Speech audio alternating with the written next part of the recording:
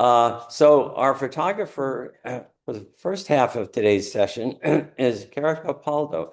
Uh, I first encountered her going to your open studios thing, and she had some spectacular wildlife pictures there. She does a variety of different kinds of photography. I just found out her day job in the past was she was a good civil servant working for the city of San Jose. All right, so welcome, Kara. Thanks for having me today. I really appreciate it. Looking forward to this. What's that? Oh yeah. Oh, the lights. So yeah, so as Barry was saying, my day job in the past was working for the city of San Jose. I worked for them for 35 years. I was able to retire 6 years ago. And yes, I was 5 when I got hired. Um, I worked for Special Olympics for 18 years, which was just the world's best job. And then after that, redevelopment agency, fire department, police department, doing budget and project management stuff. And then when I retired, it's enabled me to be able to now decide what I want to be when I grow up, and that was a photographer. So I've been working on this pretty seriously about the past 10 years. I've done open studio the last 4 years, though I did take this year off. I think I'm going to be doing every other year because fall is a great time to travel also, so it's kind of hard. But so what we're going to be talking about today is kind of my approach to photography, which was the lesson for that Barry gave us. And I'm going to talk a little bit about ethics of wildlife photography because the majority of what I do is wildlife photography.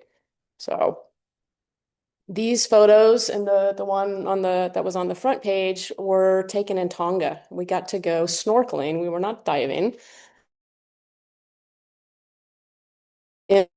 In Tonga, you're actually dive the whales because the bubbles disturb them. And so we're just kind of, I'm holding my camera just underwater. Some friends did dive a little bit farther down. And so in the very first photo that's actually on the screen, this one was published with Nat Geo on their website. I won a contest and got published by Nat Geo, which was kind of cool. Kind of what I've been doing now with photography is I'm starting to teach one-on-one classes. I've taught a couple of larger classes. I like to give talks. I try to give a few talks a year. And I am now leading photo safaris to Kenya. I've had 5 different trips where I bring people with me to learn about the wildlife in Kenya. And I teach people how to use their cameras, how to use their iPhones, if that's your camera. I've had people come who had brand new phones or brand new cameras that they'd never used before. And by the end, they were taking amazing photos. Small groups. And it's kind of the thing that I've been enjoying recently. 1 to 2 trips a year. And I'll set it up for anybody that wants to come. And then a lot of the photos as we get further on are going to be the Kenya photos. I volunteer for a lot of nonprofits. I'm a photographer, official photographer with CAL FIRE CZU. And I spent every day during the fire documenting it, which towards the end we'll see some of those photos also. I actually donate more photos than I sell. So for me, it's not just about making money. It's not about making money. It's about kind of having fun and also then giving back to the community. This was also in Tonga. This baby is, I think they said about 3 days old. It's the size of a VW bus. This baby kept coming up and down. Mom's way down on the bottom. The baby has to take 5 to 6 breaths for every breath that the mom takes. So the baby kept coming right up and down next to us. And this one here, you can see that it's the same exact baby, different lighting, kind of shows you background if you're facing the sun or if you're not facing the sun or your sun at your back. And this photo on the right, that was where the baby swam right up to us and could have touched him. It was so close, but we were told not to, so I didn't.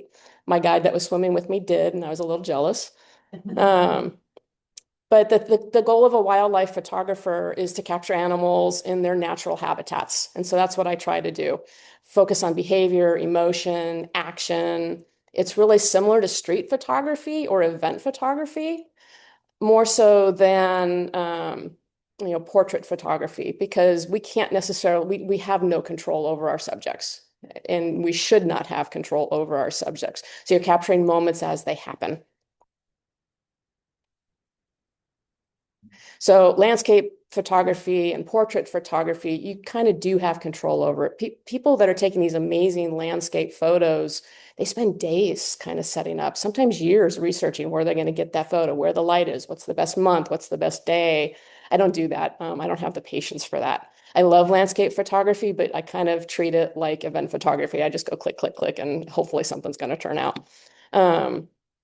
With wildlife photography, your success kind of depends on quick reflexes and observation rather than setup and direction.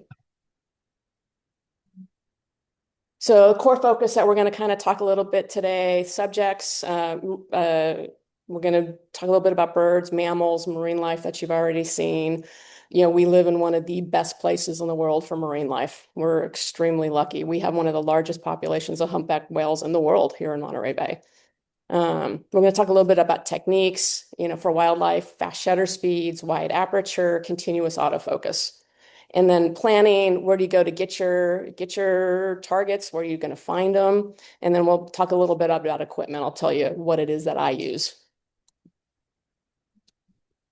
You know, understanding our subjects, understanding animal behavior. You want to look at the patterns. You want to anticipate their movements.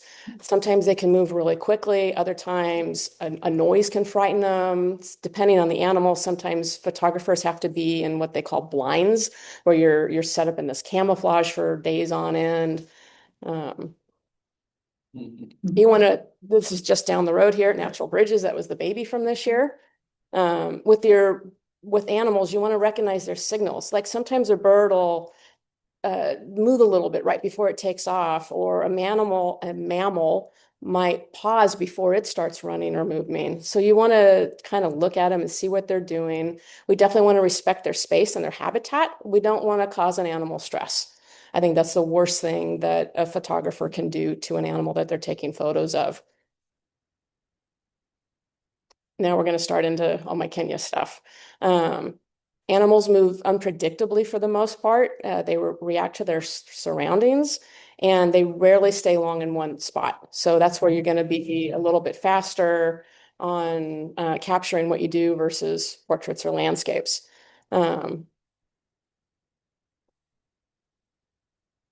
So here's the technical side. Super fast shutter speeds depending on light. 1/2000, 1/4000. You want to freeze the movement. I do continual autofocus so that if an animal starts moving, my camera will move with it. I will admit I have actually a very good camera, and my camera does a lot of stuff that helps me take these photos that not all cameras do. And it will track, like if these lions suddenly got up and started running away and I'm focused on them, my camera's gonna, well, as long as I pan, my camera's gonna stay focused on them, which is nice. And my camera will actually focus on their eyes even. It's crazy what new cameras can do these days, which helps me a lot. So there is some skill, but there is also equipment and to get some of the photos that I think are slightly better. I also do burst photography, so burst photo taking. So if I press down on my thing, I'm going to like take 100 photos. I think my camera takes 40 or 50 per second. It's pretty crazy. So when I go to Kenya, this past trip, I came back with 25,000 photos. For a lot of people, that's a lot of photos. For some of my friends, like my friend just came back and I think he took 100, 150,000. So I'm not quite as heavy on my finger as some are. But like just this one photo, I probably have 300 of it with just minuscule changes depending on, you know, because taking that many photos. So burst photography with wildlife helps a lot, especially if they're moving. I do have for telephoto lenses, I think is the minimum of a 200 millimeter on up to a 600 or 800 even. I have a 600. The more glass, the more distance you have on your lens, the less you have to zoom in and the tighter of focus of an animal that you're going to get. And the farther away from the animal you can be and then not disturb them. And then cameras, almost all cameras these days have image stabilization, which, you know, if you're like we're in a Jeep or a Land Rover and we're bouncing around, the image stabilization helps to even focus it further in addition to the fast shutter speed. So lighting, timing of it. So I pretty much, well, with wildlife, it's natural light photography. You're not going to be out there with a flash taking a picture of a lion. One, you're too far away and your flash isn't going to do you any good, and you're not going to be able to set up light boxes and everything. And so you're looking at natural light, and you early morning, late evening, which are considered the golden hours. In the middle of the day, the sun is super harsh. You get really harsh shadows. Sometimes you don't have a choice. Sometimes that's where you're out, and that's when the animal is out, and that's when you see it. Uh, but for the most part, like the one in the lower left, that's the middle of the day. It's not quite as sharp because the light is just slightly different. The lion on the right was taken late afternoon, and you can kind of see like the light is more in his face. Had that been at during noon or higher in the day, he would have been much more in shadow, and his face wouldn't have been as popping out as it does. So soft balance lighting, actually a slightly cloudy day is sometimes the best for taking photos. It just gets a little more harsh depending on how the light is hitting it. So here, when we have our overcast days, it's sometimes great days to go out and take photographs because you're not getting those awful shadows. And if you can, you want to have the light to your back. Not always possible in wildlife. And that first photo of those two whales, that was that exact same whale. You can see the difference between light at my back and light behind it. The dark one was the light behind the baby, and the lighter one was the light behind me. And it was just depending on where he was swimming around me and where I was pointed at that moment in time. Not like I could say, "Hey, baby, please come over here for me." And you certainly can't swim around to get around a whale because they're pretty fast. So planning your shots, sometimes the first priority is to figure out where you want to go. And that can happen weeks or months in advance. It's like, am I going to go to Kenya? Am I going to go to Alaska? Planning a trip. So, planning is where you want to go. So it could be home. It could be, I'm going to go down to Moss Landing. So, just figuring out if you're trying to get a type of photo, where it is that you want to go get that type of photo. Do you want to go hiking through the woods with 20 pounds of gear on your back? That's not my style. I'd rather be on a boat or in a vehicle or a little hike with a little bit of equipment. So if I'm going to go out and I'm hiking and I'm trying to get either birds or, a bobcat or a fox, I'm kind of just going with one lens and one camera because I don't want everything. When I go to Kenya, my bag is about 26 pounds. I take everything, but I also pretty much camp with my entire house. That's my style. But if I'm going to go for a hike, I don't want to do that. When I'm whale watching, I have a double strap, and I have two different cameras with two different lenses. I got my telephoto lens, and then I've got my super wide angle lens for when they come right up to the boat. So I don't have to switch lenses in between, so there's not time. So what my equipment is and how I'm doing it really does depend on what I'm going to shoot, and that goes back to planning and thinking about it in the while you're going to be doing it.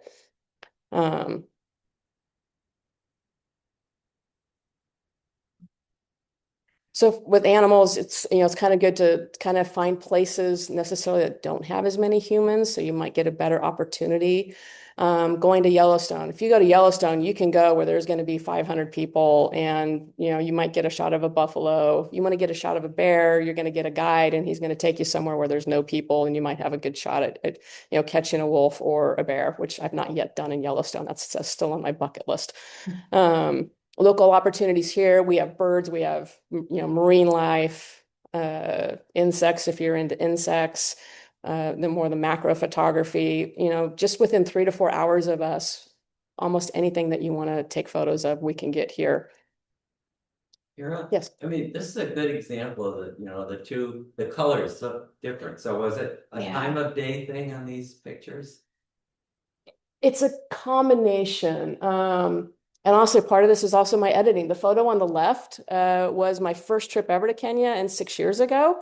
And I was kind of more into editing heavily and bumping up my saturation. And then the one on the lower right was just a few months ago, where I'm kind of looking a little more towards natural colors. It's kind of a combo of personal taste and lighting. The one on the left so there was actually 7 baby cheetahs. There's one not a little off. It was a record at the time. Her name was Celie. And unfortunately, out of the 7, only 2 are still alive because cheetahs are having such a problem. That's following that question. The idea of the golden hours now, pictures, is that more important now that we have editing versions and all this, I mean, the watercolors. So for people at home, the question was about golden hour and how more important that is in finding it. Golden hour, I think, definitely makes a softer photo. The one on the lower right was absolutely golden hour. If not, it was almost dark at that point. And so you're not going to get the bright, vivid colors during golden hour that you are. I know the one up with all the baby cheetahs. I know that was one in the middle of the day because that's when someone got on the radio and said, "Hey, we see them," so you go. You're not gonna wait. But the golden hour will get you slightly more muted colors. Oh. Yeah. And then the one on the upper right, we were actually having lunch and heard a sound in the bush. We were on a dry riverbed, so that's actually a riverbed. And he literally was directly across the river from us, ran halfway across the river, and then looked at us and went, "Oh, shoot, we didn't know you were there," or "I didn't know you were there." And then he took off running. And, and the other thing for me is no matter where I'm at, if I'm either on a boat or if I'm on safari, my camera's with me. So we're having lunch in a great little place on the side of a river, and my camera's around my body, whereas other people, their camera was still in the car and they didn't get the shot. Granted, those were my customers. I should have told them to have their camera on their body, but lessons learned for both of us. Okay, so we got that one. So still into planning your shot. The leopard, which is in the lower left, was up in the tree. And we have an amazing Kenya guide. I've been with him on every one of my safaris. And he can predict things. There was one time, one of my first trips, a second trip with him, and he's like, "Okay, I can see these two cheetahs." He's got his binoculars out, and they were probably 2 miles away. And he's like, "I can see these cheetahs." And I'm like, "I don't even see rocks." It's like, okay. And he's like, "We're going to come right over here. We're going to sit here for an hour and they're going to walk by our bus or our vehicle." And I'm like, "Yeah, right, Simon, whatever." An hour later, these two cheetahs walked right by us. And so anything he says, he knows how to predict because he's been doing it for 20 years. And he actually probably knew that we were on a trail. But the leopard here was up in a tree. We went out early in the morning. First thing we did, because we had heard the night before that there was this leopard in this tree. We head straight there in the morning and we leave at sunrise. So as the sun's rising, we're getting here and the leopard is still up in the tree and it had its kill up in the tree with it. And he's like, "We're going to wait about an hour because he's going to want to move to a different location because he was there last night. He doesn't want to stay in the same place." So again, I'm like, "Yeah, right, whatever." And an hour later, he decides to jump down out of the tree with his food for the day and he goes and hides it in the grass somewhere. So part of it is knowing what you're doing. And I'm never going to know Kenya. I don't live there. I would have to live there for years to be able to know that. So part of it is also is hooking up with the people that have those resources and have those skills. And so basically every good photo that I have from Kenya is because of my guide Simon getting me to the right place. The leopard on the rock in the upper left, same thing. We heard it on the radio. And he got us over there just in time. And about 5 minutes later, he left. So it was another super early morning and he had slept there all night. And we got there just in time. And it wasn't even 5 minutes later where he went down, he went in the shrub, and then we could never find him again. So, okay, good. So photo workshops is one great way of doing it. And when I go certain places, I definitely do a photo workshop. If I go to Kenya, I'm hiring Simon and he's going to help us. I went to the Arctic to do polar bears. I was on a ship with a guide. I'm not going to, get my own boat and go. So I think it's a great way to be able to get wildlife by going with the people that's their skill and that's their business and they know what they're doing. The other part to that is making sure when you're choosing who you're going with, researching and making sure you're going with the right people. And one, someone who's not going to scam you. Two, someone who's not going to do things to the wildlife that we don't want done, which we're going to get into in a little bit. So always having your camera ready.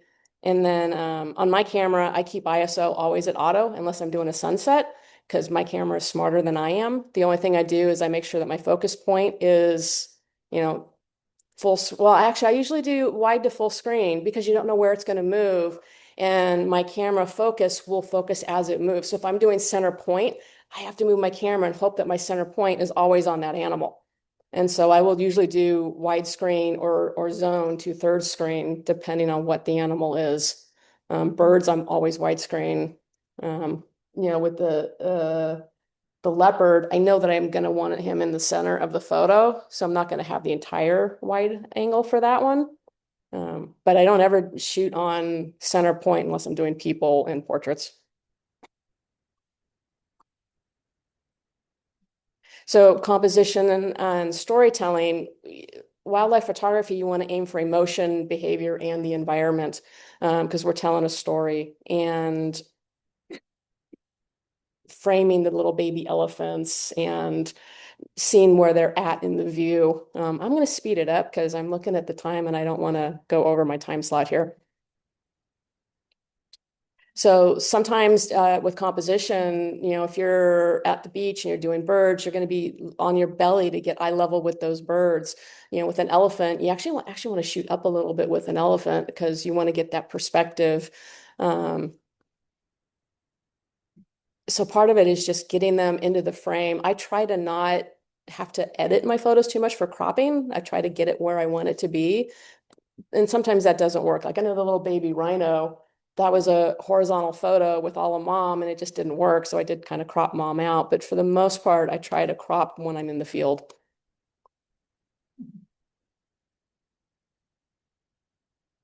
I got lucky. These guys were just all looking at us. And at this point, that was when I got to see the migration. When we saw, I think somewhere around 1.8 million wildebeest, it was mind-boggling. It's impossible to get a photo that really shows what it is. But if right now for people wanting to get practice, you've got pets, kids, neighbors, sports, Little League. I got the majority of my teaching for myself by taking 10 years worth of Little League photos. It's great practice for wildlife because they kind of are in a way. They move fast, they're in action. And practice makes perfect. You just keep taking photos. Like I say, I take a lot of photos, and out of the pictures that I take, I probably delete 95% of them. Because it's digital these days. It's not like the old film where that was going to cost me, too much money to do. So equipment, we touched on it a little bit. Big lenses, because you don't want to get too close to these bears. So these are probably taken with my 600 millimeter, because you can just get from a farther distance and not have to crop it as much on your computer. I shoot with Sony. I switched when I went to Tonga because Sony, I have small hands. I actually can't hold a Nikon lens. They're too big for me. I had Canon before, but flying on the little planes out to Tonga, we were weight limited. And so the weight of the Sony cameras was about 2/3 the weight of a Canon. And I kind of switched thinking I would switch for that trip and then sell my Sony stuff. And I sold all my Canon stuff and I've never gone back. Mirrorless these days are just amazing. For whale photography, I usually take my 100 to 400 and then also my 28 to 75 because I want the wide and definitely want the distance. And you work with what you have. I mean, there's that saying, the best camera is the one that you have. I probably have more photos on my iPhone than I do of my camera because I take it everywhere where I go. So these days, and my iPhone, I want to say that camera is better than my first 4 digital cameras. The very first time I went to the bears in Alaska in Katmai, I was living up there and we went over to Katmai and I had my very first Fuji Fine Pix. The whole camera was about this big. And if I look at all my photos from them, they're all 600 DPI. I can't print anything, but it was such the coolest thing. And nowadays with what we can do with our phones, it's just the way to go. The disadvantage for wildlife, if you're using your camera, you can't get the long distance and you really can't get the action per se. So they're great for landscape, for taking your family photos. It's a little more challenging for wildlife. Good question. Yeah. Yeah. When you're shooting the 600 millimeter, Mhm. what are you setting your aperture at, like for the group shots? Are you wide open, or I know it depends on. Yeah, so usually for that, because they're much farther away, I try to be as low. It's an F4. I try to be down there almost over F9. I try to get as low as possible because when you're doing animals that are that far away, you want to be able to focus on them and not the background. So yeah. Yeah. These are salmon. This was at Katmai this year. Could have walked across the river. Was one of the records. going to move a little bit into ethics of photography, which is kind of something that I've learned from a lot of the professionals that I've gone on trips with that I never used to think about. We don't want to alter or damage the habitat. We don't want to get the better shot by doing something that's going to harm an animal. So I personally would rather miss a shot than doing something that's going to do harm to an animal, especially during the breeding or nesting seasons for birds. And you need to recognize the signs of stress in an animal. And so if you're going to do a wildlife tour somewhere, that's part of that researching who you're going to go with to see what their philosophy is. Like, do they believe in feeding the whales? Do they believe in doing bird calls or feeding the birds to try to get them? I think luring an animal to get a photo these days is what most photographers don't do anymore. It's definitely changed over the past 10 years because especially around with endangered animals, which is one of the things that I like to go look at. I want to keep them in their habitat. You hear stories of boats in Monterey, putting food out to get the whales to come up to them, or people with bird calls for the owls or the other birds around. Putting out food for the fox to get them to come up to you. It confuses the animals, it stresses them, and it alters their natural habit.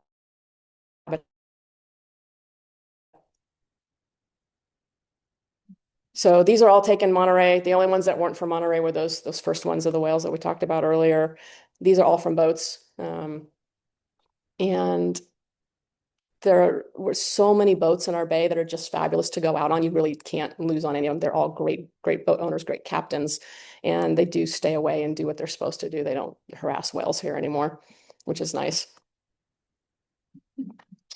Another principle for photography is being honest with your photos after the fact. Let people know, how and where you took the photo. If it's captive, is it a rehabbed animal or is it a wild animal? And later on, there are 2 photos in my whole group that are captive animals. And so later on, we're going to see if anybody can figure out which 2. Don't try to fake elements or add elements to a photo if you're going to delete elements from a photo. It's just being, telling people. Because the other thing is, if you get these incredible photos and you post them and then someone else is like, oh, I'm going to do that. But then they realize it's impossible to do because it was basically all photoshopped. It's misleading for other people. And then they're going to go out and do things differently, trying to get the photos that's not possible to get. Let's see. One big thing. So I'm not a birder. I have a lot of friends who are birders who have taken me with them to get some amazing shots. A lot of it is don't necessarily share on social media where exactly you found them.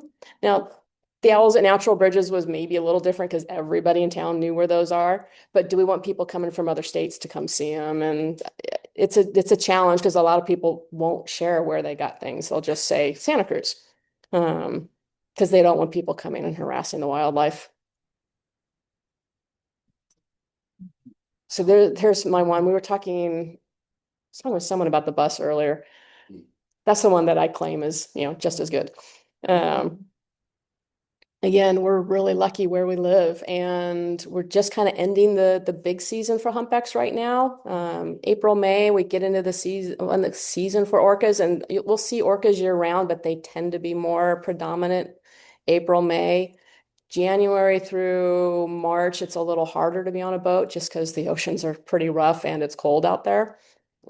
My favorite time to go out on the bay is August to October, just because that's when all these whales are fattening up, they're lunge feeding, and they're getting ready to go down to Baja for the summer. Sorry, for the winter. That's a great shot. Thank you. If people haven't noticed, look at all the little fish. Yeah. On their right side. That's the reason for their mouth That's open. amazing. Yeah, and there's so many. Like if you look here, that's the mouth. And all Yeah. the sardines are coming up. So there's three definite whales in this one. And I honestly don't remember if there's more on either side, but there's times where you can easily get 15 whales in a photo out here. We're so lucky where we live.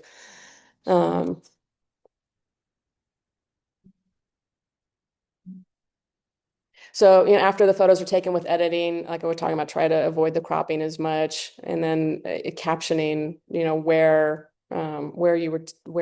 you did it. Was it wild? Was it not wild?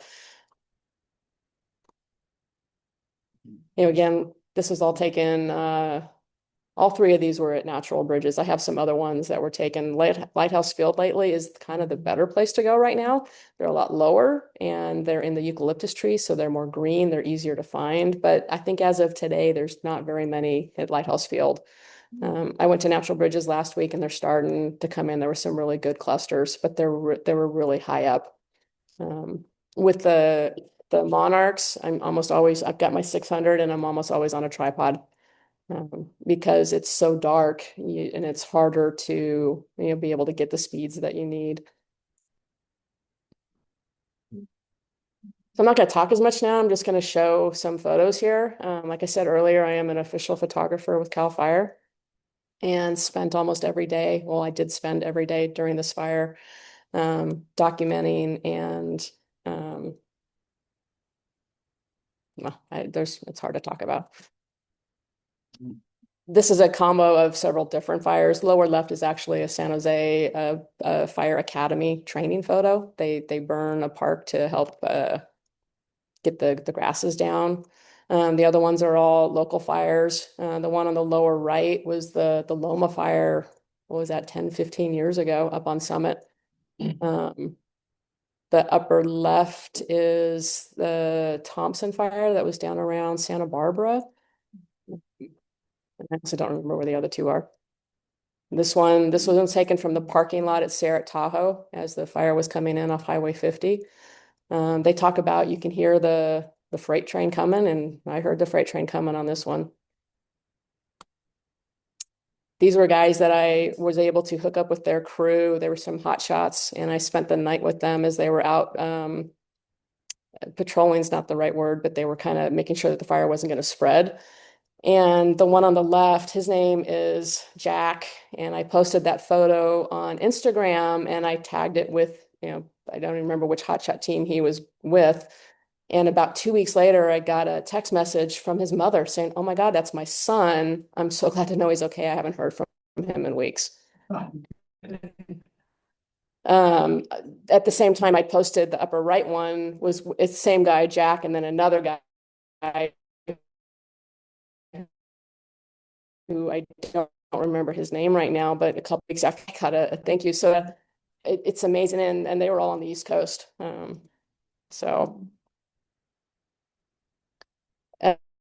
Boulder Creek Fire Department, and someone did a book as a fundraiser to help raise funds for Boulder Creek. My photos was on the cover.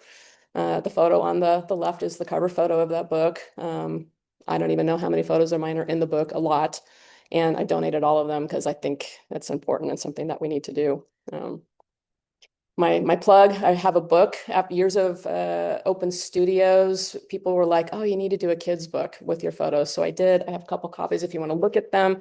And they're all photos from Monterey Bay, all photos that I took, and a little tiny story for kids. And every once in a while, people take a picture of me. And that's it. So now we've got questions. Thank you.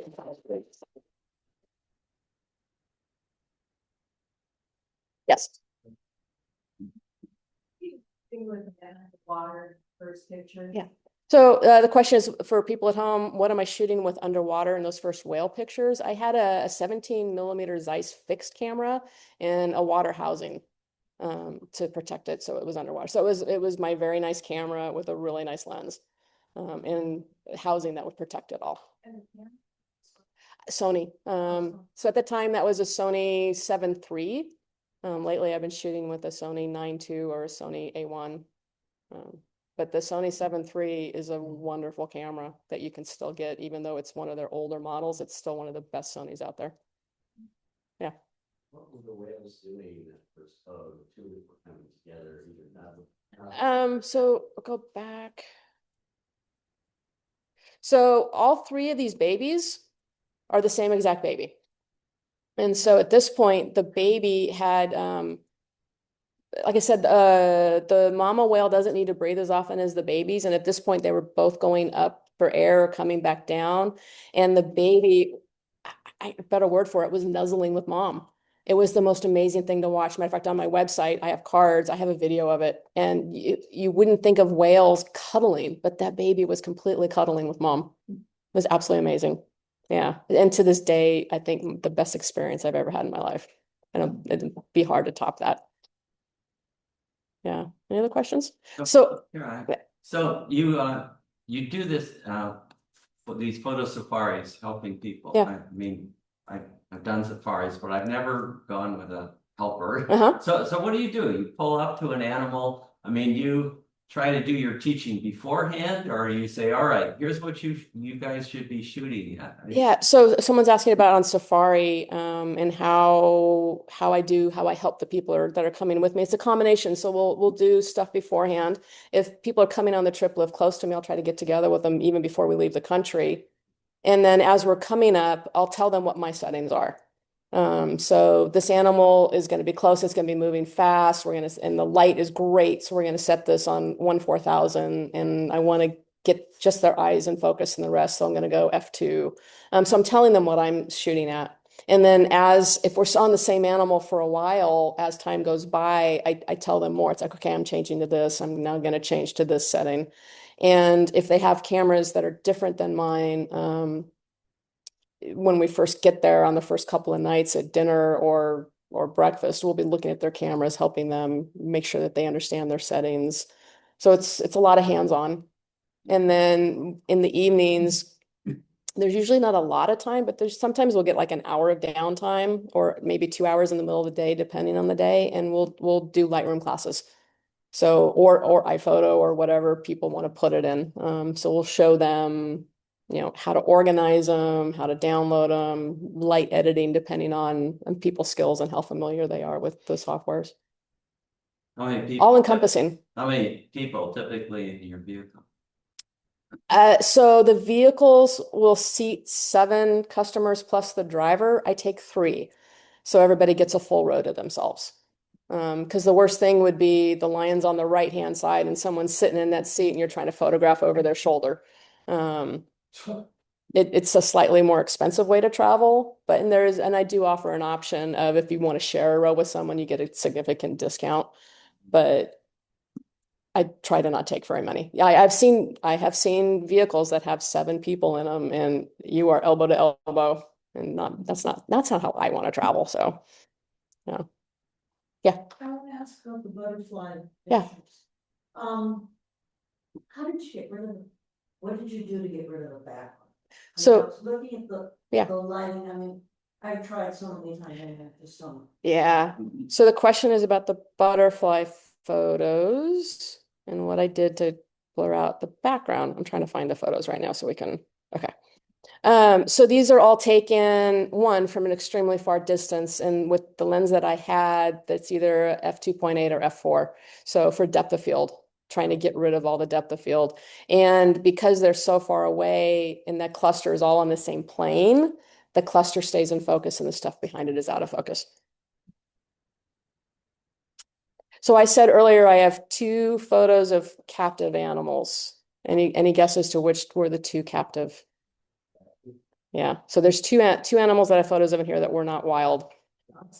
The fox. And the fox is wild. It's the baby bear eating the leaves. That is a wild one in Alaska. That was at Lake Clark National Park. Sorry, I'm scrolling through trying to find it. So someone did say fox. Fox was taken at a location in San Jose that I'm not allowed to discuss because the friend who took me there threatened me. No, he didn't. But the fox is wild. The wolf is not. The wolf was at a game farm in Montana at that point, and it's probably, gosh, at least 10 years ago. At that point in my life, I didn't really know about ethics and stuff. I would never go back there again personally, because I don't think they're treated super well there. There are places like, San Diego Zoo. Actually, Happy Hollow Park and Zoo is the #1 accredited small zoo west of the Mississippi, for how well they treat their animals. And so that goes to researching. It's like, okay, where would I go again? And unfortunately, it's one of my favorite photos I've ever taken. But I do disclose that it's not tame, but it's definitely not wild. And the owl was at a bird refuge. So you can't see it, but there's actually a tether on the backside of that log. What? So full disclosure, those are my 2. When Next question from the Zoomer. Yeah. Is auto white balance your default setting? On my camera, on my camera, my default setting is auto white balance. When I get into Lightroom or Photoshop, I will play around with that a little bit. I usually will then hit auto again when I'm in Photoshop, again, because that software is kind of smarter than I am. It works probably 60, 75% of the time, and then I'll adjust depending on, do I want it warm or do I want it cooler? But on my camera, it's always auto because I think the camera's smarter than I am. Right, well, my last one. One more. Yeah. How much do you watch your ISO, or do you just? I do watch it. So the question is how much I watch my ISO. And for ISO on the cameras that I have, I try to not go over 8,000. I will bump it to 16,000 if I need to. And then, I mean, if I'm out on safari and like the one lion, trying to, this one, the sun wasn't even up yet. So the ISO on this one is probably 16,000, if not more. You go as high as you go to get the shot. There was no option. So I'm at f2 and it's just going to go where it goes. So that's why in the lion itself, you really can't see any details at all. And so a lot of it does depend. Sometimes you just don't have a choice. If I have a choice, I really try to not go over 6,000 or 6,400. But my camera can handle higher ISO than most cameras that most people would have. So I would recommend not higher than 3,200. Yeah, thanks all. Appreciate it. It was fun. Have cards? Okay. So let's get started for our second half. Our second photographer is Effie Benjamin, and she tells me she does do professional photography of other kinds, but her real specialty is a different kind of underwater photography in that we've heard from, oh, gee, I haven't seen your mom. But anyway, it's people who do scuba, but you tend to do more free diving. Dive, yeah, primarily free dive photographer. Okay, so Poor scuba photographer, actually. all right, so Effie Benjamin. Okay. Hi, everyone. So yeah, I'm gonna just basically talk today about my journey into underwater photography. It's been sort of a different route than I think a lot of underwater photographers. I think we encounter a lot of scuba photography and digital photography, GoPros and things like that. But my journey into it has been a little different. So yeah, just intro. This photo is taken of me by one of my favorite photographers who I'm really fortunate to dive with now, Chuck Davis. This was out in Carmel, but I had a pretty long history with photography before I started shooting underwater. The last semester of college, I think I only needed electives and I took a darkroom course. And so it was like the last semester, but it kind of like stuck with me after that. So I've worked as a brand photographer for Verve Coffee, and I do like commercial shoots for Universal Audio and other companies around here. I was a teaching assistant at a photo school up in Missoula, Montana called Rocky Mountain School of Photography. And for 4 years, I worked at a print lab and photo gallery down in Pacific Grove called Bradley Print Services. And we do fine art printing and workshops and events and stuff. And then recently, a little add-on is I just last month finished my freedive instructor certification. So I started diving like 4 years ago to take underwater photography, and it's become my complete obsession. So my early work was more like we have such a beautiful music scene in Santa Cruz. So I shot a lot of concerts and stuff. My husband is a musician. And so this is like where I really got to like learn to be a fly on the wall and kind of like play. And, like we were just hearing in our last presentation, like events and things like can like be really good training grounds for underwater or for wildlife photography. You start to anticipate moments and things. But I was here with my Nikon and stuff that I started to play with just different types of photography, like the in-camera multiple exposures, or how I got this one here of a local violinist named Chris Lynch.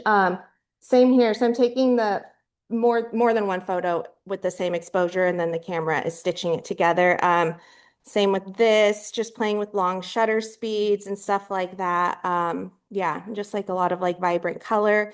I also photographed a lot of nature on land, and again, like looking more for abstract type of settings, reflections. These are in-camera multiple exposures also. And then using like weird lenses like you have like down here. I think that was actually a lens meant for a crop sensor camera, but I used it on my full frame one so you could like see that little circle. And then where I like really got my experience was I was the brand photographer for our local coffee roasting company, Verve. So I just did product photography, event photography, interior photography, adventure photography, all sorts of different things. It was like a full-time, just full immersion into it. And Verve was really great. The founders love film photography. So it was here at Verve that I sort of started playing with film photography and not getting attached to like really clean digital images. A lot of like my commercial work before that, I thought that like everything needed to be edited in Photoshop, like, you know, zooming in 200%. But Verve really taught me how to like just go for a mood and a feeling, and kind of just like let it be a little blurry. So then I decided that I wanted to go underwater. I just saw these posts, actually, this on the left, and then this one about like a free dive course in the Monterey Bay. This was a little bit after, I think we were still in the pandemic. It was like 2021. But I just saw this photo, and my friend Joe, who I ended up working with, he had some free dive photos, and I was just like, what is that world like out there? You know, we go to the beach and everything, but I had no idea what it looked like underwater, and these just really intrigued me. And I just wanted to go and photograph it and see if I could make it look weird like they did, too. Because again, like my exposure to photos was more like, this is a photo of a fact. This is a photo of a fish. This is a photo of an anemone. But like, they just had this kind of like dreamy, mysterious type of photography that I wanted to give a shot. So I took a free dive course. I failed it actually, and then I had to go practice on my own for a few weeks. And then I was able, and then this photo here is actually me and my instructor on my certification dive. But just so you can kind of see, these are two of my buddies, Chuck and Ryuji, and this is like free dive photography. Like it's everything is moving. We're just kind of like floating on the surface, and then we choose, you know, when we're going to dive down and go look at something. But it's really different than I think a lot of the underwater photography that we're exposed to, which is, you know, scuba divers with bubbles and big strobes and things like that underwater. So when I decided to get into underwater photography, it is extremely cost prohibitive. You can get GoPros and things like that, but I was a photographer, so I wanted a camera that was going to give me good quality photos. I didn't want a crop sensor camera. I wanted like a full sort of frame, but I also didn't want to spend thousands of dollars on something that I was just starting to do. So I did some research, and I found out that they had the Nikonos system of cameras. These are like fully underwater submersible cameras. They have a bunch of different lenses. This is what people used, you know, for decades before digital cameras were on the scene and before digital housings like came around. So I found a guy on Craigslist, and he was selling a couple of cameras, and I drove up to the Bay Area, and I got a really great set. So here's my first, you guys can see it, zoom too. My first underwater camera. So it's the Nikonos 5, and this lens on it is the 35. You can shoot this underwater and on land. The coveted lens for it would be the 15 millimeter, which is an underwater only lens. And that's actually on this housing right here. But yeah, and so it's like a really fantastic, sharp, fast lens. And I was able to get this camera system and then add on the 15 millimeter and get it pressure tested and serviced for like maybe $500, which is a really good deal if you're getting started in underwater photography. And I just knew that like if I applied the principles that I learned on land underwater, in theory, I should be able to get good photos, because I was like, this is all they shot with, you know, it should be doable. So here's just a couple notes. I typically now shoot T-Max 400 black and white film, and I'll push that to 800, or I shoot Kodak Portrait 800 because it's pretty dark in Monterey. We have like the kelp forest. It's cloudy, the water's murky, so I kind of need a fast ISO. So I thought it would be easy. It was not. It's really hard. Most of my photos are bad. And I look back at some of those early rolls and I'm just like, oh my God. So as you can see, like you just miss the subject. He's totally cut off, not in focus. I mean, usually nothing's in focus with my film photography. Miss focus on this. This one's overexposed. This day makes me so sad. It was like a 60-foot visibility day. It was only me and my best friend there, and my light meter wasn't working, so everything is underexposed. And this was my first year of diving, and we happened to have really good conditions that whole winter, and I didn't know that 60 feet of vis on every dive wasn't normal. So I was just like, oh, no big deal. But now I look back, I'm like, oh my gosh. But yeah, just like missing focus. The Nikonos, it's a manual focus, like range focus lens. So you basically pick your aperture, so like f8, and then it says like, oh, you can get between 5 to 10 feet in focus. So you kind of like have to guess where your subject is and yeah, hope for the best. Yeah. Yes, yeah. So yeah, so this is a film camera. Yeah, this is how I got started, just to avoid that initial expense with getting a housing for my digital camera, which it was also so expensive. Film is like $20 for a roll of Portrait 800 now.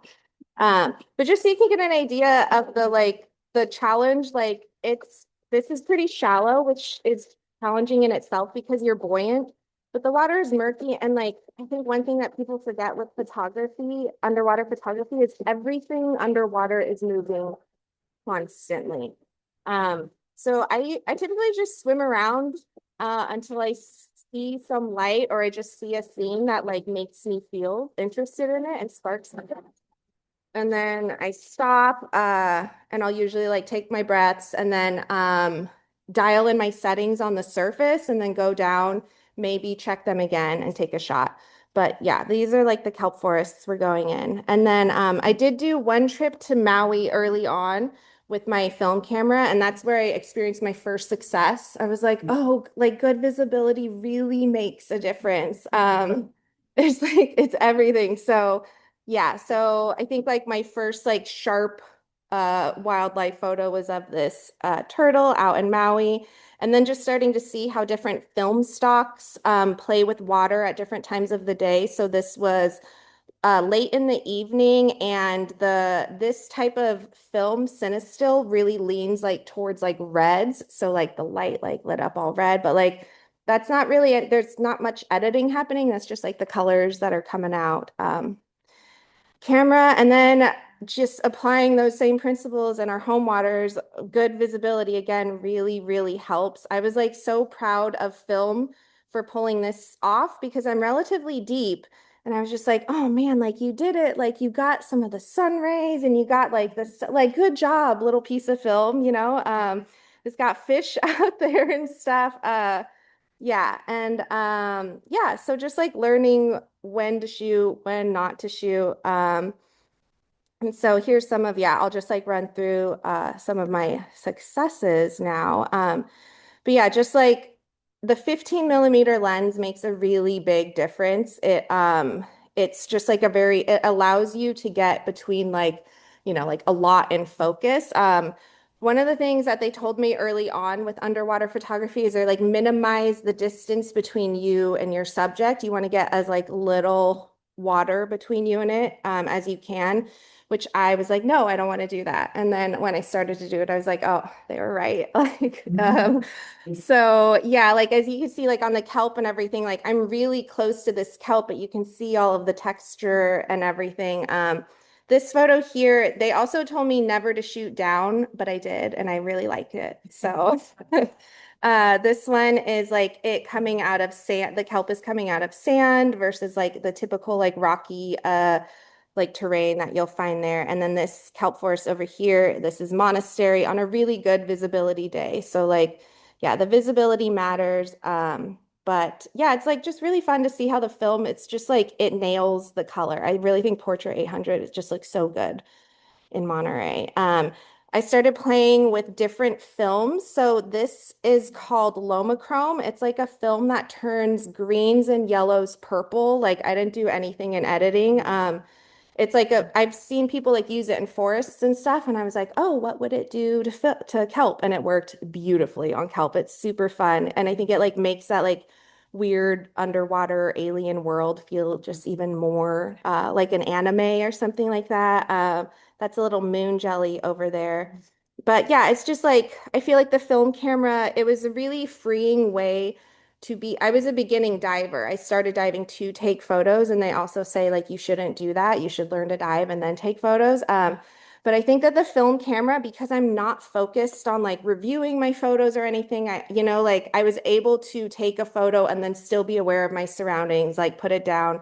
I wasn't getting too invested in my settings or anything like that. So yeah, so just like continuing to play around. These are like happy accidents, I guess. But film, sometimes you shoot a roll and you put it aside and then you shoot it again and you didn't know that you already shot it.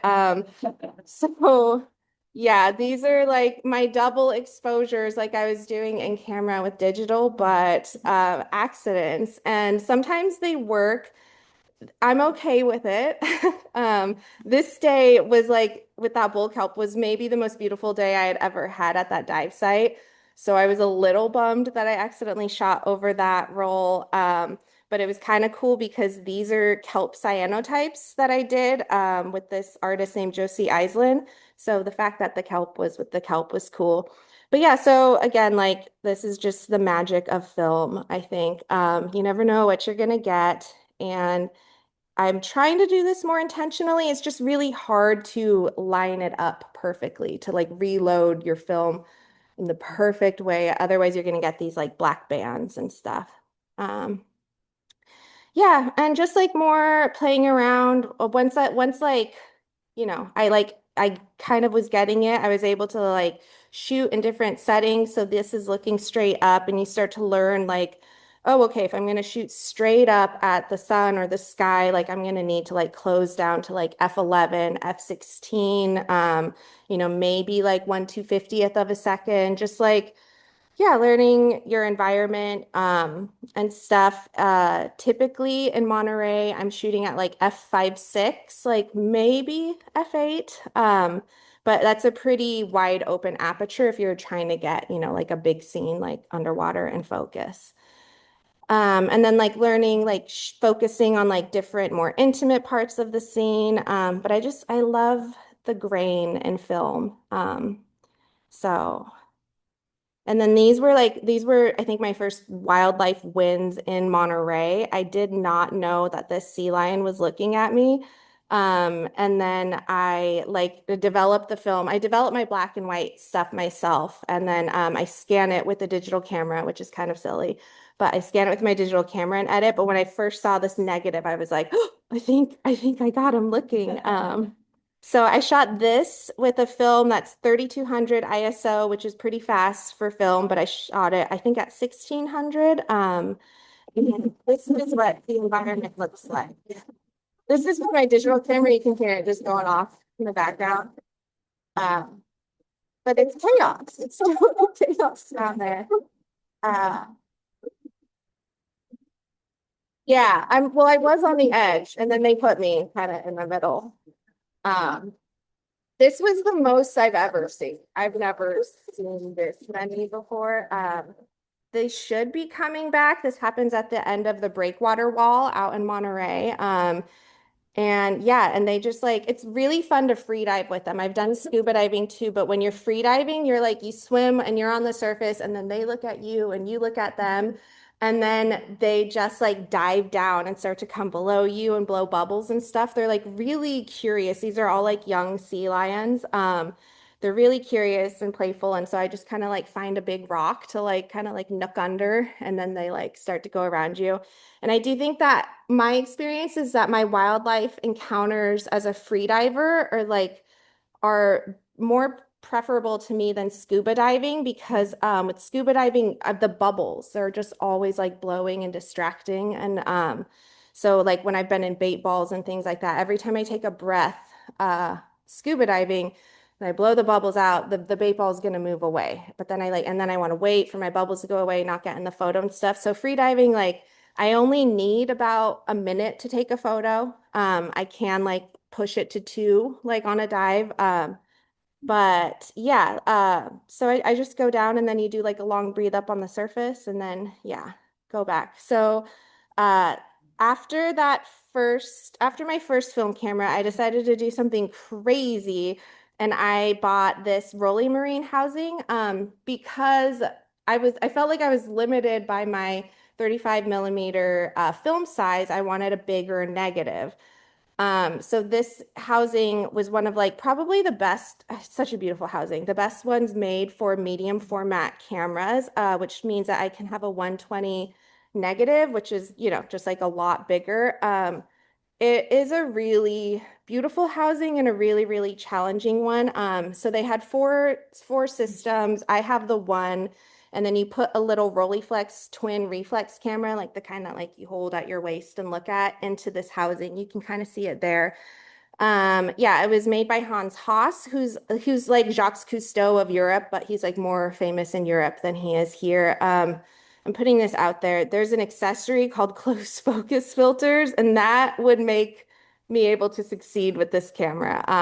But yeah, there's so many challenges to using it. So the focal length is 75, which underwater is just like you want to be as wide as you can get. Like people shoot like at an 8 millimeter fisheye kind of thing. So a 75 is just really tight. I think it's like a 50 or something on a 35 lens. So if I think I'm focusing on a piece of kelp, I go to like I compose a scene in my head, and then I bring the camera up, and I'm getting like the tiniest bit of that kelp. And I'm like, oh, no, God, no.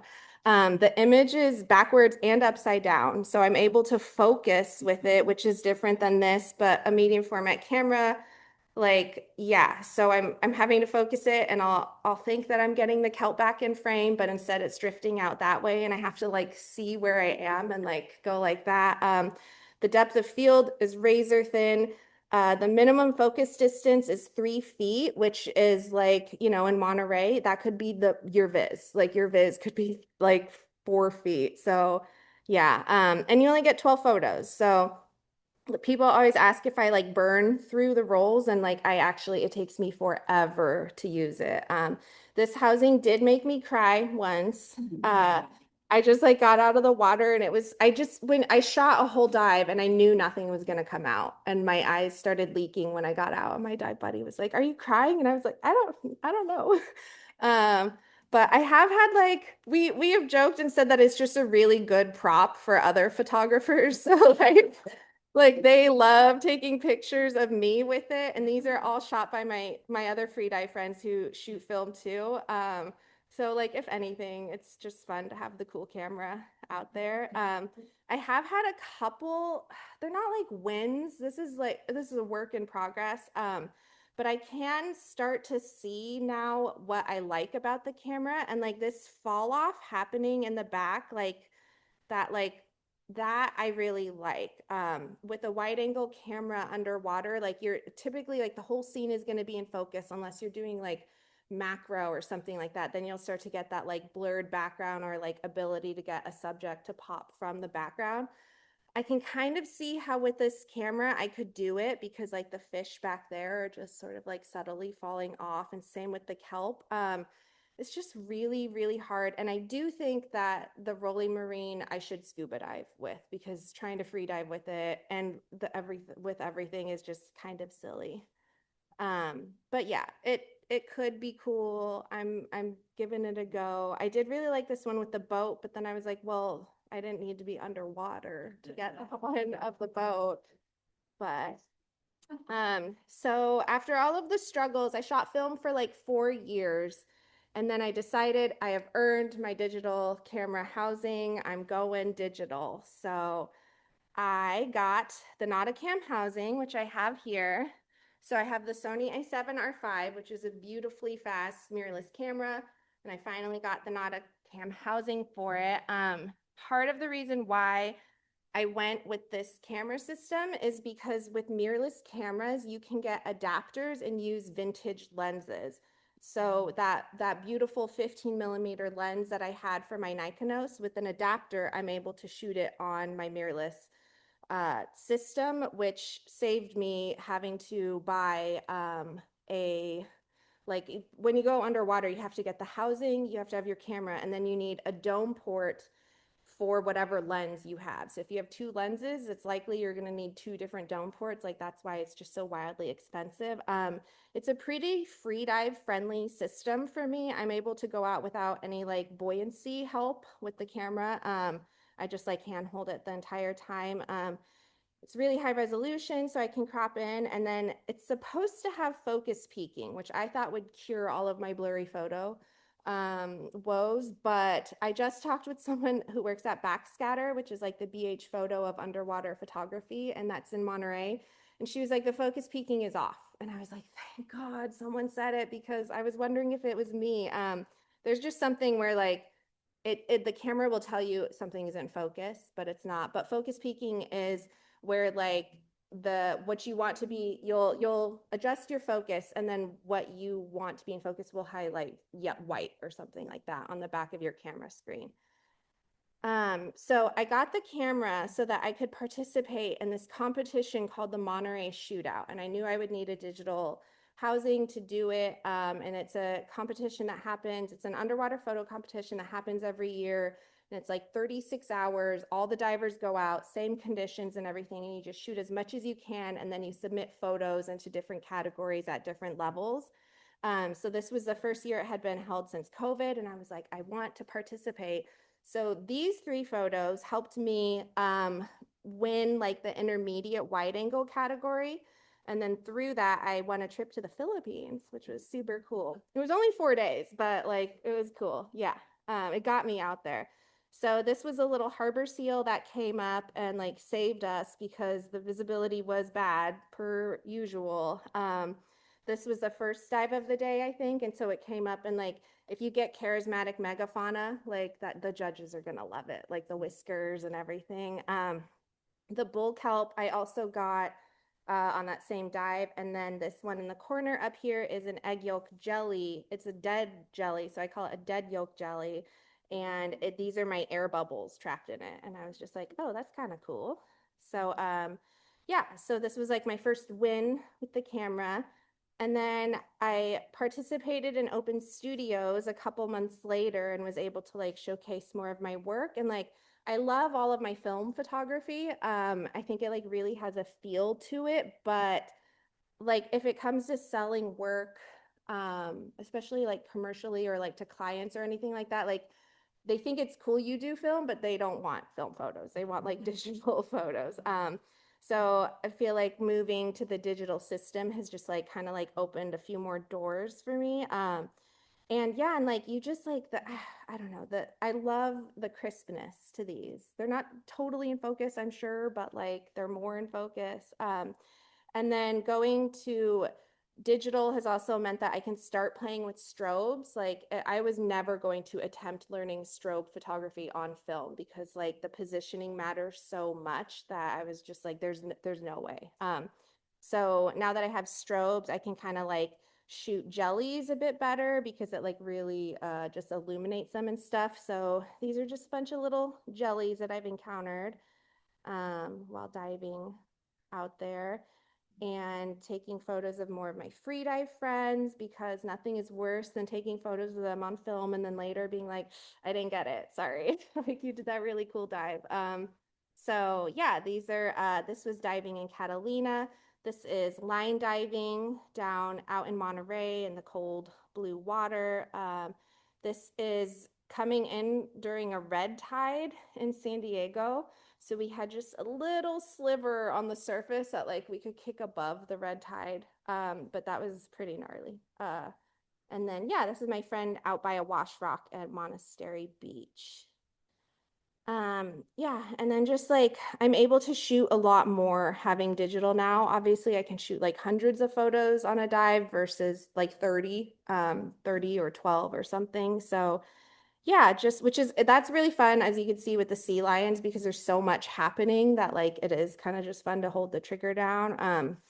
So on this dive, I like took a drop down and just kind of like held my position there. And that's like when they kind of like come at you and they start blowing bubbles at you. And like this guy's giving me a little side eye. And these are some squid eggs that were within free dive range down in San Diego. So there's a tiny little squid right there protecting its egg cluster or just hanging out. Yeah, and then this are some sea lions out in Monterey with anchovies. So I'm going to focus a little on this bait ball that happened last year. You might remember like the massive amounts of bait that were in the harbors and everything last year. So in Monterey, there were a bunch really close to shore, and it was the coolest thing I've ever experienced getting to go in it. So I think I did like 4 free dives with it. And yeah, I was able to photograph like when the anchovies like gill plates light up, it's so creepy. They look like little ghouls or something floating around you. Did they see you as a predator? Kind of, but I feel like they forget immediately. Like they do, and then you move and then they swim away and then they're like, "Oh, okay." Yeah. Uh, so this is like where I'm going now, which like I'll touch on again at the end, but taking digital photos, and then I'd really like to start doing some like platinum palladium printing or analog printing with my digital images. I think that would be like the best of both worlds. And then here's a little clip of diving with the bait ball. So I'm free diving down right now, and then you see the bottom appear, and I kind of just like hang out there and wait for it to close around me again. And then this little guy, I had a strobe this time, which was new for me. And I'm just like taking photos, looking around. And then this guy just swam right by, this little harbor seal. They're really playful, but I had no idea it was there. Yeah, it's just like it's just the coolest to me. So yeah, because I'm free diving, they're not like swimming away with every breath I take. And then this is a photo I got by accident of that harbor seal who photobombed me. But God, they're like so cute and darling. And then eventually the bait ball died and everything. This was my last dive with it, and the water was so, so gross. But I found this dead little guy on the surface, and I was like, okay, it's over. It's time to let go. So with my current direction, now that I have the digital rig and everything, I don't want to like lose. I think that like the freedom that I had with film and like that fun factor I think that film gives you and everything. So I'm trying to like bring like those other like modes of inspiration, like the slow shutter speed. This was shot with a strobe on my digital camera, and like with the slow shutter and everything, it kind of like gives it a painterly blurred effect. Using that with the sea lions and seeing what I can come up with. And then this is something that I did in Photoshop, trying to like mirror the multiple exposures, but like more in a controlled environment. And not on accident. And then I'm also trying to shoot in different environments, which is really, really hard. I thought that going to Hawaii would be like easy, or like the Philippines would be easy to photograph because they have visibility. Like we had like 100+ feet, but this is like blue water photography, and it's just so, so different than like what I encounter here in Monterey, where like our wildlife encounters are like close to shore, and you have foreground and you have background and there's kelp everywhere. This was like a really tough trip because I didn't feel like I got anything that I liked. Yeah, the subjects are really far away. These dolphins they just swam straight away from me. And yeah, it's just like the sense of scale isn't there. So this is a challenge, and I'm going to work on it this year. Hopefully we'll see. This was funny. This is an oceanic white-tip shark, and it just drifted up to this line, and it made it look like it was free diving, like line diving. So Um, and yeah, just like, again, trying to like find my sense of style in a new environment it's pretty challenging, but I'm trying to like make it look like a galaxy or something. And then these are like my two favorite of the year, taken digitally. The lens that I'm using is still a manual focus vintage lens. It's kind of silly because the Sony a7R5 has such great autofocus that like it's ridiculous to have a manual focus lens. So yeah, I'm doing what I can. I think I'll get a lens and dome port for my digital housing this year. But basically my goal is now to like take digital photos, but then be able to like edit them in a way that gives it that like film feel, and then hopefully do a digital negative darkroom print or platinum palladium with it. And that way, like I'm still getting that analog touch, but I'm not having to like spend money on film and then develop it. Yeah, to get it. So that's it. Thank you. Uh, this this photo was taken again by Chuck Davis. He is like a legendary cinematographer and photographer, and I'm like so lucky that I get to go diving with him. But he like got started with Jacques Cousteau and everything. Yeah. So he shoots film too, which is kind of funny and cool. And then just to share, I do have an exhibit coming out in the beginning of January down at PGAC. I'm in a couple of camera clubs and then some members from one of them. We're doing an exhibit called Hidden Worlds, and they do like really cool lumen photography and platinum palladiums and like really cool macro stuff like in studios and everything. So we're just trying to show all of the different ways that we like interpret to nature and things. So yeah. So Any question, questions? Soon. Yeah. Ask whether you're wearing a dry suit. No, I am wearing a 7mm open cell free dive wetsuit. So the open cell means that it's like the texture on the inside is different than like what we're used to with our surf suits. It's like aligned. So I actually have to lube my body with, I just use like conditioner and water. And then I spray that in my wetsuit and then I have to slip my body into it. But yeah, but the free dive suits, the open cell wetsuits are a little bit warmer and they're more flexible. So that's something that I need because I'm like having to bend down and like, you know, like kick around through the kelp and everything. Yeah. And just a little bit more on the diving. You're free diving. Yes. So Yeah. take a breath. I take a breath. And how much time have you got? You go down and It depends. When the sea lions are there, like I'm so excited that my heart rate is going and I'm like, stop, like you're using all of my oxygen. But like it's just such a stimulating environment that like I can't help it like a minute maybe. But yeah, if I get like a really good breathe up, it takes like about a minute to just take a photo down there. It helps if like I have my settings kind of dialed in beforehand. Um, but yeah, I can stretch it if I need to. The other challenge is because I'm a free dive photographer, as you saw, like a lot of my stuff is really close to the surface. I don't typically shoot with strobes. I need that ambient light. So, you know, I can like be between like 15 to 30 feet, but that means that I'm really buoyant. I'm never going to overweight myself because that would just be exhausting on the surface to like have that extra weight, even though it would help me. So because I'm that close to the surface, like I'm fighting to stay that close. Like the positions that we get in are so silly. Like our fins are just above our head and like we're like grabbing onto kelp or something to stay down there.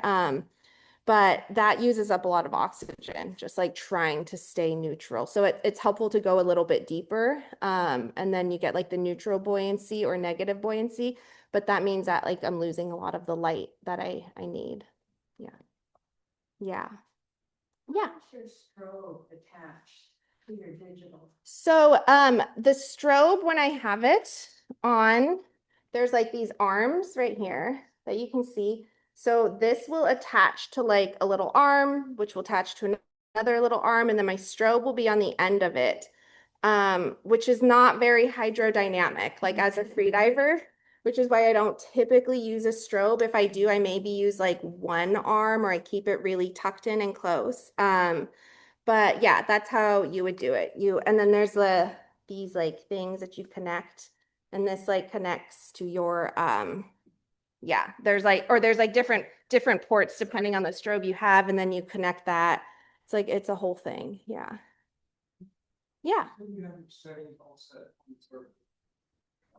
So this, two questions, for the same for both film and digital? Digital, I'm pretty quick with like my fingers, so I can adjust pretty quickly down there, except for focus, which is so annoying because I have to manually set that. With the digital camera, I'm able to shoot at the highest ISO I ever shoot on film underwater is 1600. Digital, I can push that baby because we can denoise and things like that. So that allows me with digital to shoot at like apertures at f11 or f16, which I would never normally do with film because I just don't have enough like light. So with digital, I'll adjust more on the fly, which is great because like my settings shooting up are going to be different than shooting straight, different versus shooting down, and they're going to be like significantly different. So with film, I kind of have to pick like what are you shooting right now? So I'll go down and take a meter reading. The Nikon S5 has a built-in light meter, which is great. So I'll take a meter reading and then I'll try to just shoot in that like setting for that shot. I mean, if I was like really good, I would shoot like that for probably the whole roll of film. But I like to shoot all over. So yeah. Well, I've got one more. Yeah. So I would think as a diver, these tropical reefs that are loaded with these colorful fish would be a great attraction. Have you done this or? Yeah, I did get my first experience in the Philippines this last year, and then I went to Hawaii last month and I got to do it, but like they're really beautiful and they're so different, and the warm water makes such a big difference in your breath hold time. Like I've heard that from people. They're like, what you're doing is really hard. It's really, really cold. Your body is tense. But like in Hawaii, I was doing like a 2-minute breath hold here is really, really good. But in Hawaii, I was doing like 2-minute hangs, like where you just hang on a rope, and I wasn't getting an urge to breathe because I put a ton of training in and my body was so relaxed. I was like, I better go up. Like I didn't tell them that I would be down here for this long. So there's like, yes, there's such a pull to going out and shooting in the reefs and the tropical fish and everything, but there is just nothing like Monterey. Like the kelp forest is absolutely my favorite. It's the most beautiful place.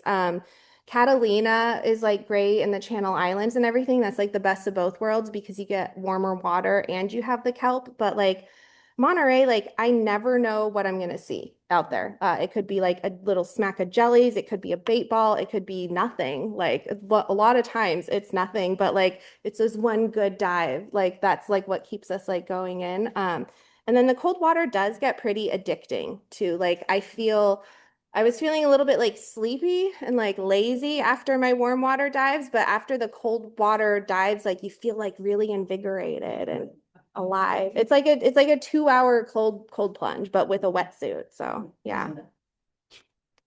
I have a Yeah. question. You ever have to worry about dislodging the kelp, or is it so anchored? No, the kelp, like the one, it grows like so quickly and it's gonna get torn up by swell, like anyways, and stuff like that. Like if it's a cute little baby kelp, like I'm not gonna like dislodge it or anything, but it's mostly like just like not touching like the wildlife or anything. But the kelp is like really hardy. It actually, these little like razor things, like those are pretty sharp and they will scratch your face while you kelp crawl. But kelp is a lot easier to move through underwater than like kelp crawling on the surface. Yeah, you just like, it's like an underwater forest down there. So yeah. Yeah. So, quick question, so I saw you have some video clips. Mhm. The challenge is obviously different. Have you considered making videos? Yeah, yes and like no. For those clips, I can stick a GoPro either on with like little adapters. I can stick a GoPro on the top of my Nikonos, the bottom of it. If one of my lenses requires a viewfinder to like show you like what your scene is gonna look like. And then on this housing, I have these little balls, so I'll like hook the GoPro up to that. It's just more like as a backup, like in case something crazy happens, but video editing and it's just a different thing. Like I would have to pick video or photography. Going out, usually because of the lights, like a video light is different than a strobe that I'm going to use. So a strobe is like really high output and like a quick like flash of photography. And video lights are usually like a little bit softer. But the backscatter down in Monterey did just last year, I think, they released a hybrid light, which can shoot strobe or underwater. So that's really cool. I haven't tried it yet. But yeah, but video, it just requires like a lot of space to store your footage and then like a fast computer to edit and stuff.